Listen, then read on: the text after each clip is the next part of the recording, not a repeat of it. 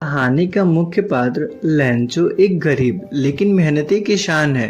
वह अपने परिवार के साथ एक छोटी सी पहाड़ी पर रहता है।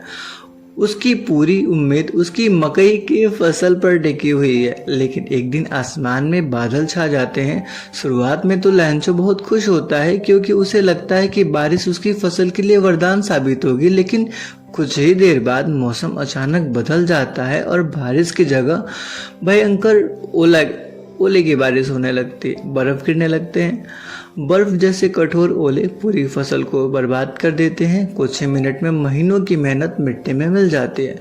लैंचो और उसका परिवार गहरे संकट में आ जाते हैं। अब उनके पास ना खाने को कुछ है ना बचाने को, लेकिन लैंचो का विश्वास कभी नहीं डगमगाता। उसे पूरा भरोसा होता है कि भगवान उसकी मदद जरूर करेगा।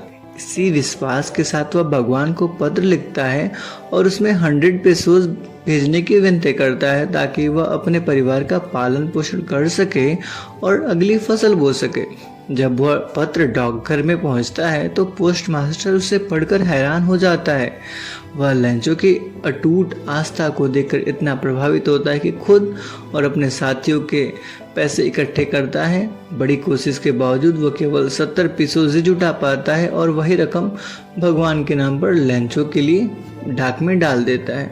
जब लैंचो पैसे गिनता है तो उसे पता चलता है कि केवल 70 पेसोस ही हैं, लेकिन उसका विश्वास भगवान पर इतना अटूट था, उसे जरा भी शक नहीं होता कि भगवान ने कम पैसे भेजे होंगे। वह सोचता है कि डाकघर के कर्मचारियों ने 30 पैसे चुरा लिए होंगे, इसलिए वह भगवान को दोबारा पत्र लिखता है। इस बार वह बाकी के 30 पेसोस भेजने की प्रार्थना करता है और साथ ही लिखता है, इस बार जो पैसे हैं ना, डाकघर के माध्यम से मत भेजना, क्योंकि यहाँ के कर्मचारी तो डाकुओं का समूह है।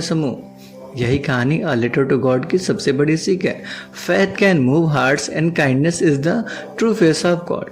अगर आपको पूरी कहानी सुननी है तो मेरे यूट्यूब चैनल पर पूरी कहानी अपलोड कर दी गई है। Thank you for watching.